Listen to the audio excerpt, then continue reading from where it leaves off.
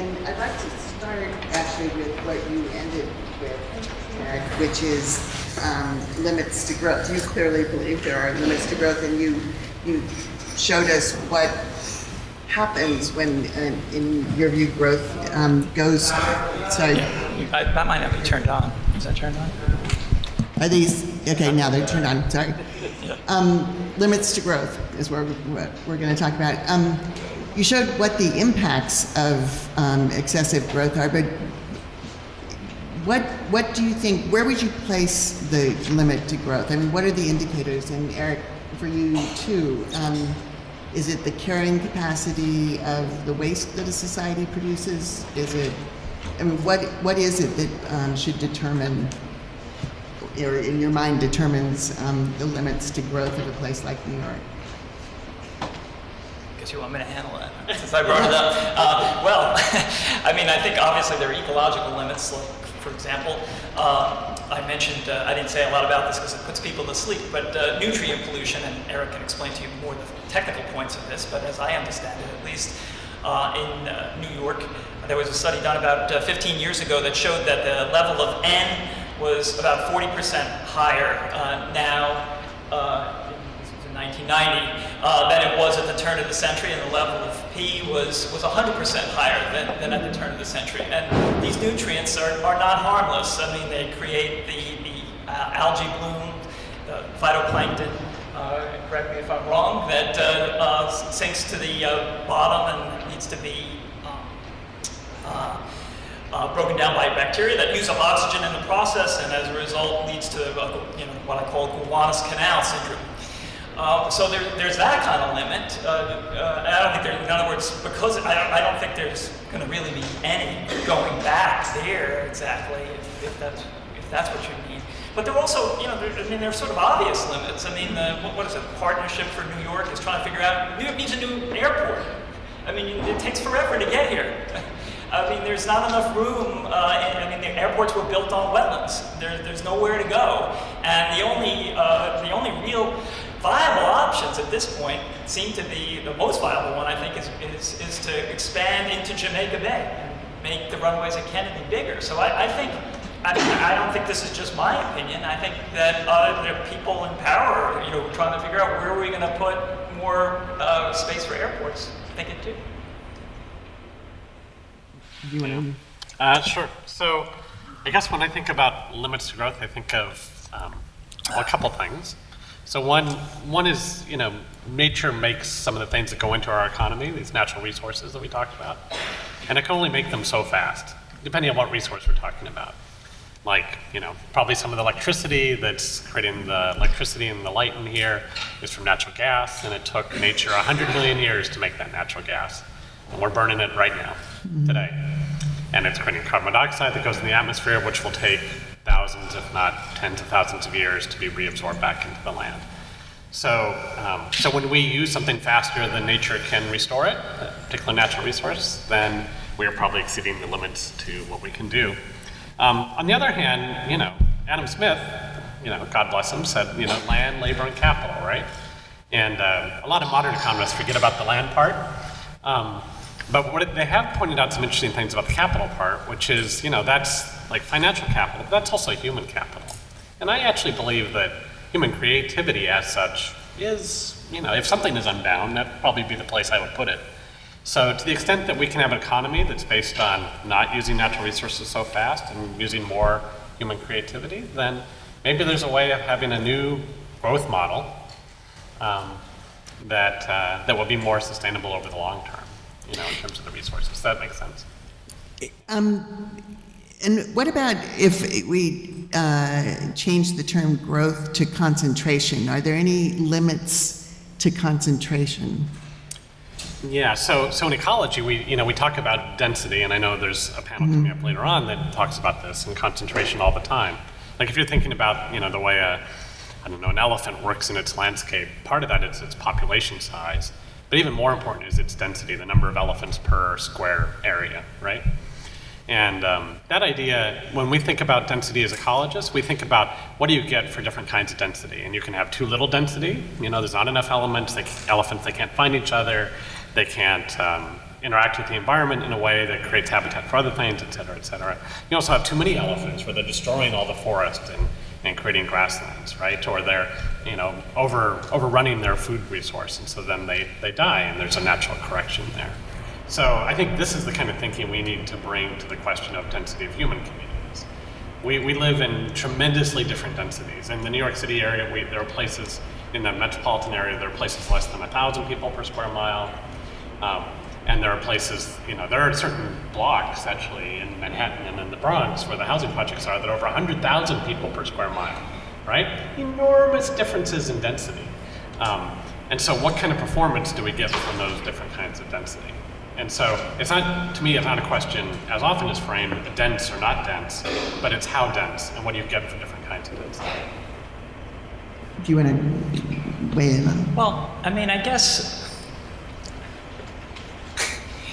if New York isn't around, then a lot of these sorts of issues become, in my mind, less pressing, you might say, which is to say that, one of the problems I think people have is that they don't realize the difference between hazard and risk. The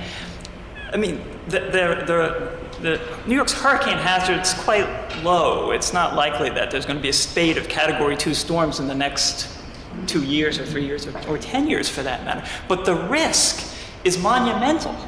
And because of all the people and property jammed into this one spot on the planet, and New York's done a terrible job of addressing that risk. Really terrible. It's the case that there wasn't even until after Hurricane Sandy that the city, that Congress authorized a full-fledged flood protection study by the Army Corps of Engineers for Upper New York harbors.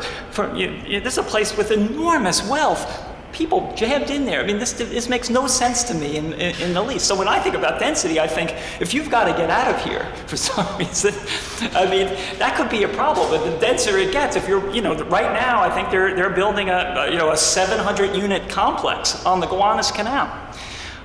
There are reports from the Army Corps of Engineers after the 1992 nor'easter that struck New York City that, the Corps, these people, they're not a bunch of panty wastes. But when you read this report, the fear, that, at least in this one report that I'm thinking of, it's palpable.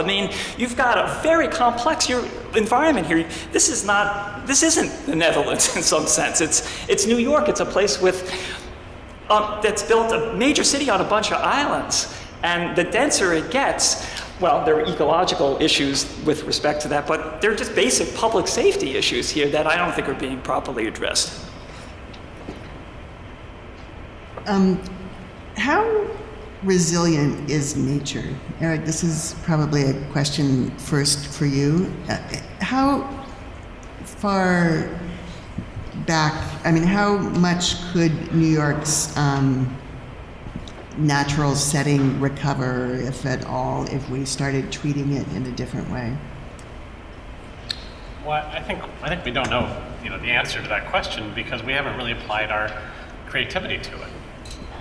We're so creative about our buildings and other aspects of our economic and media lives here, but I don't think we've even begun to express 1% of our potential creativity about the nature that's around us.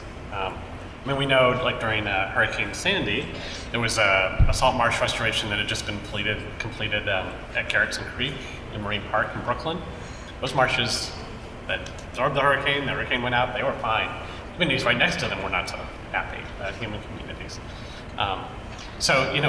When we talk about resilience in terms of nature and ecology, it's balanced by the idea of evolution as well, right? So what is resilience? You have a disturbance event, you have something that comes in and that changes the structure or changes the biomass, changes the complexity of the system. So a flood, a fire, land clearance, a wind throw. These are all things we talk about in disturbance ecology. And then there's a process of succession after that. That succession will lead you back to the place you start eventually.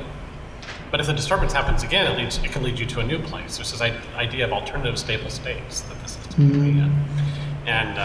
And sometimes if the disturbance is repeated, the best thing to do is go to the alternative stable state, you know? So I think, you know, this is a little bit how I would interpret what Ted was saying about, you know, the storm chronology, right? So there was a long period where big storms didn't happen, and we thought, oh, well, yeah, I guess you can build on the coast, it's no big deal, right? And maybe we'll make a little money on top of it, that sounds good. And then another storm comes, and another storm, you know, if storms come repeatedly, then that starts to look like a losing proposition, right? And those places start to lose value. And we start to get an alternative stable state, which is people not living there. And it would be awesome if we could anticipate it. And I think the only way we're going to start to anticipate these things is if we start to value the systems that we're building on top of, if you know what I mean. Yeah?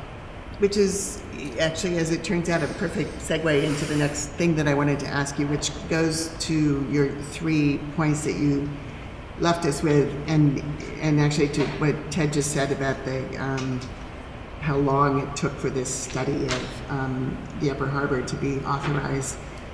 Both of you have taken on as a project among your many other projects the goal of helping a broad public understand the natural settings of our lives and what they mean. What do you think what's the state of play in that right now? What do you think has been gained, not just from your own work, but in, you know, over a recent period of time, and where do you think we still have major deficits in general understanding of where we live and what the natural world's significance is? Well, I mean, I guess you frame this in a little too general a way for my tastes.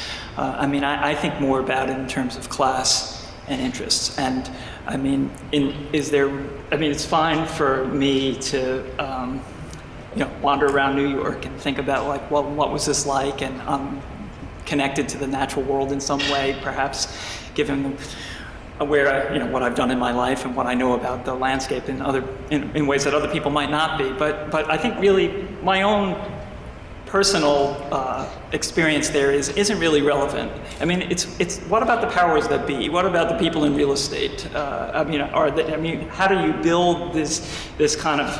It's got to go beyond appreciation, I think, and it's got to go beyond. They've got enormous, creativity.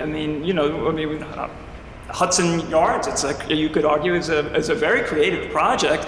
It's also built in the 1%, the 100-year floodplain. So is Lower Manhattan. This plan to build a land bridge out from Lower Manhattan and absorb Governor's Island.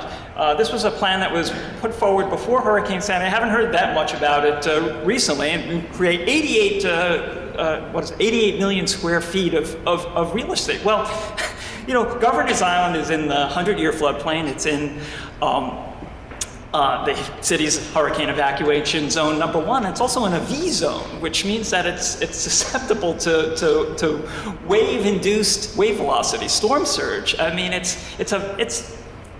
it's very creative, but what is it? I mean, what sort of ecological or environmental thinking is going into this? I couldn't really say. I'm doubtful that there's much.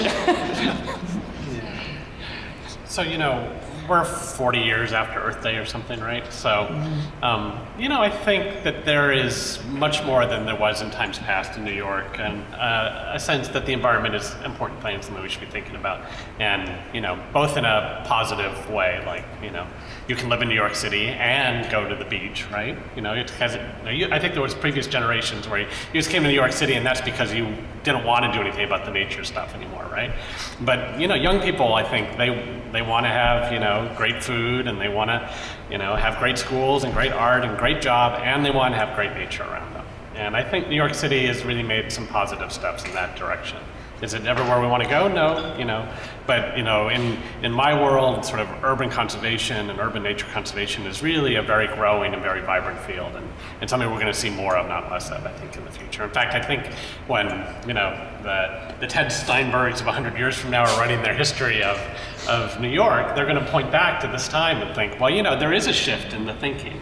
But I also agree with what Ted is saying, which is, there's a shift in the thinking, but it hasn't got near far enough to the real things that change the world, which is power and money. And you know, that's why, and some of my writings, sometimes I feel like I'm a crazy man, you know, I'm like, you know, trying to just, you know, to try and think, what is the solution? What is the solution? What can it be?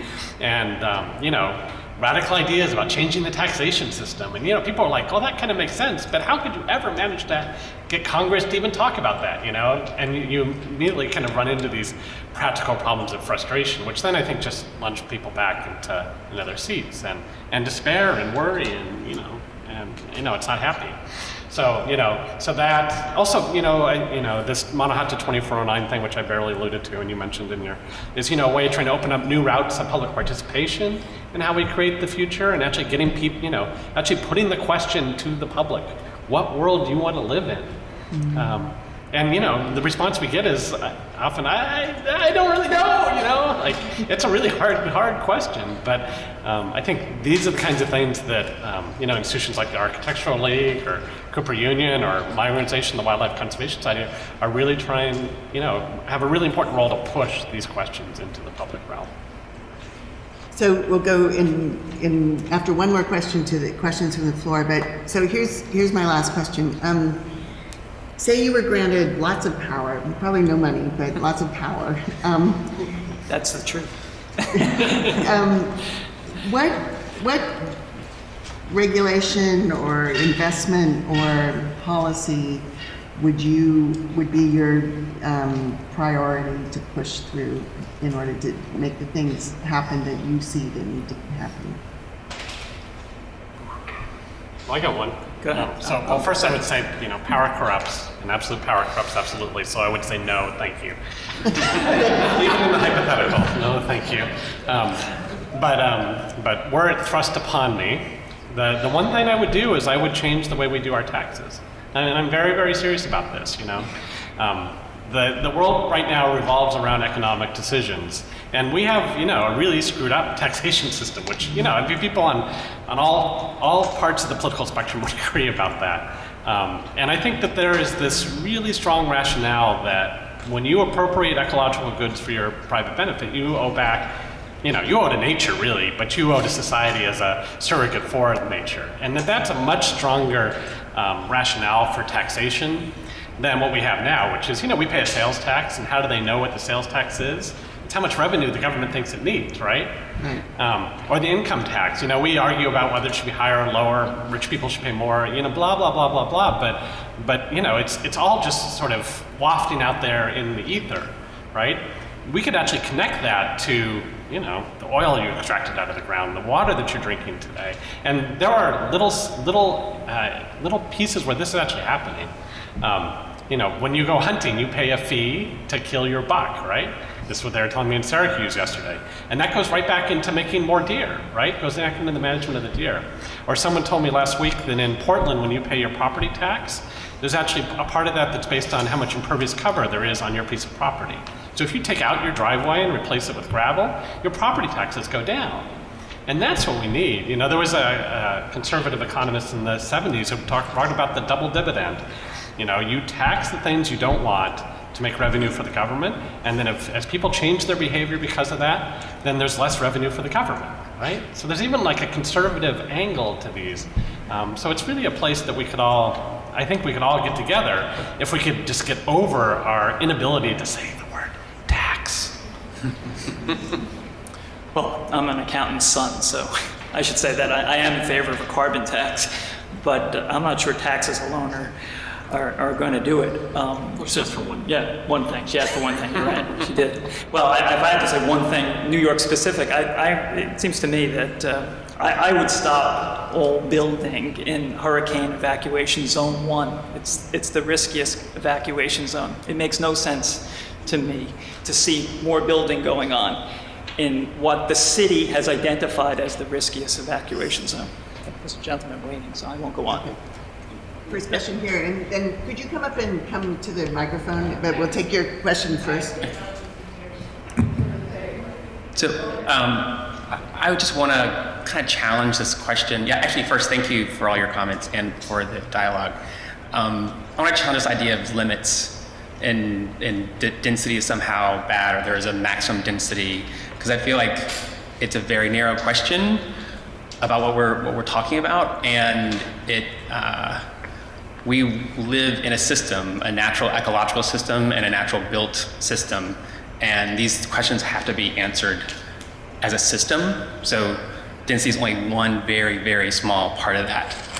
And a lot of times we make all of these assumptions. There's all these back-end assumptions to these conversations about things like density or growth.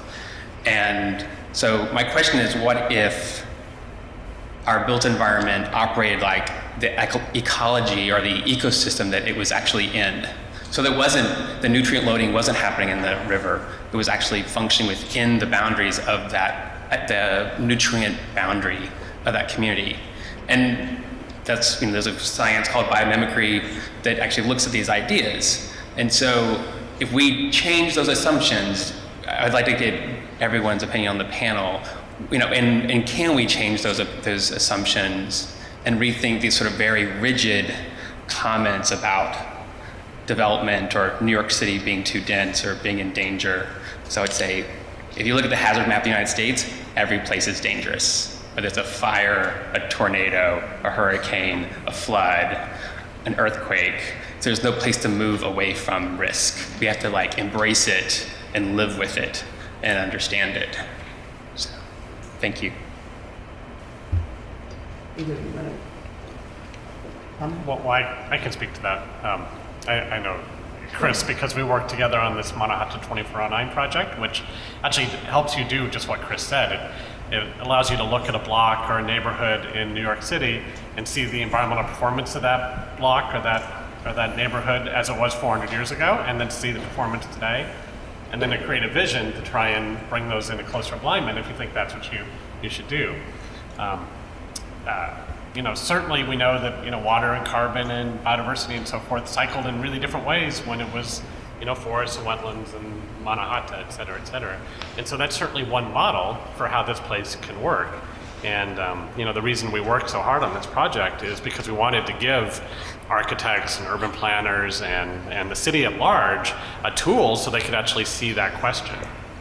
And you can paint a green roof and you'll see how that would improve your stormwater characteristics. Then you can add a bioswale and you'll see how that improves your characteristics. And you can go on and on and on from the things that we talk about all the time in the sustainability dialogue to radical notions of rewilding and kind of everything in between. So I invite you to explore that. Did you have a question? I have a question about limits to growth as it would apply to population, because that's the one item that I don't. I'm sorry, I missed what you said.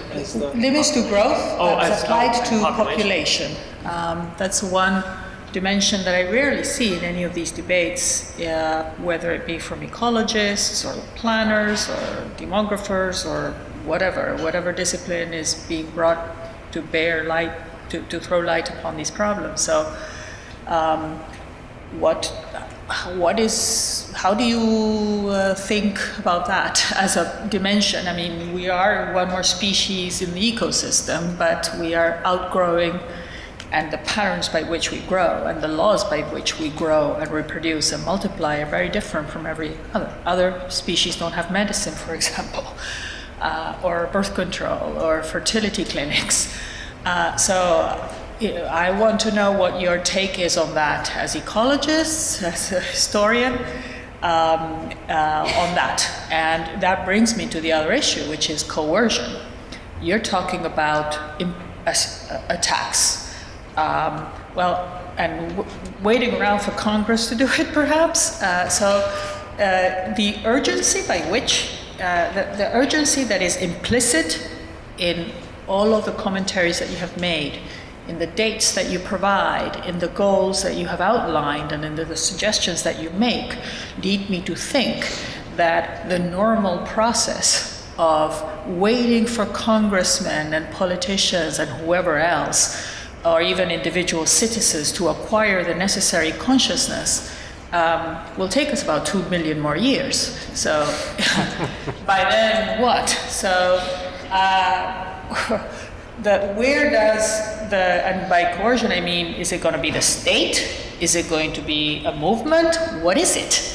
How are you planning for this? How do you imagine, not planning, but imagine this happening through what vehicle? State coercion, movement coercion, or what? So, Ted, do you want to start? Well, I'm not too much into the coercion thing myself, but it seems, although I do think that having some sorts of regulations in place, simple ones like the one I suggested, like let's not. Face it. I mean, it's true as the chap before that questioner mentioned that all of it there are hazards, but the problem with that question and the way of conceiving of that, as I said, is that there's a difference between hazard and risk. And the risk in New York is monumental, and nothing's been done to really address it until really it's after the fact. So I don't think we have to sit around and wait for New York necessarily has to sit around and wait for Congress to appropriate $25 billion to fund old Mayor Bloomberg's hurricane response plan that he published in 2013. I think some reasonable steps can be taken, and obviously, most social change historically in the United States has happened because people have laid their bodies down on the line and engaged in the kind of social activism that causes that to happen. Well, I'll just say then briefly about population and then trying to address what you're saying about coercion. So I think, the reason people don't talk about population is because, that would be really coercive, right? The one-child policy in China, I don't think that's what we're talking about. My personal opinion is that, in terms of environmental impact, it's population times consumption times technology, like Paul Ehrlich said. So if we could get a handle on any of those, that would be kind of terrific, right? So, and technology can go both ways. And I think a lot of the conversations about density and that sort of thing are really about the consumption side. In terms of population, my feeling is that as the economies transform and women all over the world have more rights about their reproduction, then we're going to see what the UN is predicting, which is a world population leveling out around 8 to 10 billion people around 2050, and probably some decline after that. And so, I think that's kind of the world we should be planning for, is a world with 10 billion people in it, say. But I don't think it's going to go to 20 billion or 50 billion or this sort of thing. I think that's a little bit, I don't think that's realistic. And just to give you an idea, I think to the historian point, there was about 800 million people in the world and when Henry Hudson came here, and there's 7 billion people now. Manhattan went from 300, 600, 1,200 people in 1609 to the 1.65 million people that live on Manhattan today, and then all the people that come in to go to work and so forth. So, you can see these things are sort of parallel to each other. So, I was just going to, I think population is a distraction. Conservatives have pointed out, proponents of density, that the entire population of the world can fit into Texas. The problem is not, I don't think, population. The problem is capitalism. It's an economic culture that doesn't value nature in the way that I think you or I would tend to value nature. So then, in terms of the coercive point, I guess taxes in some respects are coercive, right? In the sense that you are required to pay them whatever they are, and you go to jail if you don't. Regulations are also coercive that way, and I guess the reason I like a kind of economic incentive as opposed to a regulatory solution in general is because, because I'm in parts of my other work, I actually see how regulations are made, right? And it requires somebody or some experts to say I don't know, 350 parts per million, right? Somebody's got to say, nobody really knows that's the right answer. Whereas, economic incentives allow that sort of decision-making that happens every time we buy something to happen in a, fully fledged kind of way. Yeah, so I guess that's the way I think about that. We need some mechanism to make decisions as a group, as societies, and not all by individuals. And those are the two big choices right now, are in financial mechanisms and regulatory mechanisms. So. One more question, and then we'll move on to the next panel. Thank you for being here. I really appreciate you guys and your work. I won't ask you how you'll fix the world. I feel like that's quite a big question, and it seems to be what everybody's interested in figuring out from you guys. So I'll give you a little bit of a break on that. I'm surprised, though, as an ecologist, to hear you guys talk about nature with this sort of capital N sort of this sort of way. And it seems to be in opposition or dichotomous to humanity or like human society, which is odd. And then I wonder if maybe that's where the negotiations break down between the problems and the solutions. So I'm curious if you could talk a little bit about like human ecology, which to me seems to include a sense of politics and a sense of economics, and then how your work sort of relates to those things. And I wonder if you could maybe just speak to that a little bit more. And not so much as like, here's the problem, here's some solutions, but like a little bit more cohesive. Thanks. No. So for you. Yeah. So I guess what I flashed through it very quickly, but that mirror web diagram I think is a really important way to think about these questions. So, networks are really wonderful because nobody knows what the right representation of them is. Any network can be seen from any node in the network can be the center of the network, right? So we can be the center of the network, and then we can look out what we need. Food, water, shelter, all those things that we need. And then we can look at the next set of nodes, which I'll go out from that, et cetera, et cetera. But with a network, you could also look at it from the perspective of a deer, or the climate, or, an oyster, right? And in some sense, you could actually move out of any one node's perspective to the network as a whole. And so I think that's really the way to put it together. So to say that there is this large network of nature that supports us, whether we acknowledge it or not, it actually does exist. And we do have these specific first order and then second order and then third order kind of connections to it. But then within each node is another network, which is our sort of social network, which, human beings, because we're such social animals, that's what we're so attuned to. And we live in, this world of like economic connections that are so disjointed and distributed, right? So that we don't really know who makes our food or how our water really gets to us or, any of the things that are actually necessary for our daily survival. Instead, what we do is like I go to the zoo and I work on the computer and somehow that magically transform into food from my family and, shelter from the storms and all these things, right? And so, it's hard to like make those kind of connections, without like really deep study, which, it's probably too much to ask everybody to do. And that's why, that's why I think, society should set it up. So you don't really have to think every day about those things, but that you still make the right decisions because society is set up to make those right decisions, the thing I learned so much about Ted's book is, every point when there were these environmental, degradations in the history of New York, there were people saying, let's not do that. Almost every time they're like, no, that's a crazy idea, let's not do that. But then every time the structures were set up to serve the power and monetary interests in such a way that they really decided. So when the monetary interests from the people that had the power didn't want the island to expand, it stopped. And when they did want it to expand, they expanded, And so that's why we really have to get to those issues. And I feel uncomfortable talking about them because that's not what you study in landscape ecology at all. And yet you can't be a conservationist or an urbanist without fully taking on those issues in economics and politics and society that we know are also important, and I'll bet we're going to talk about some more. We are indeed going to talk about them some more. So thank you, Ted. Thank you, Eric, for a really interesting discussion.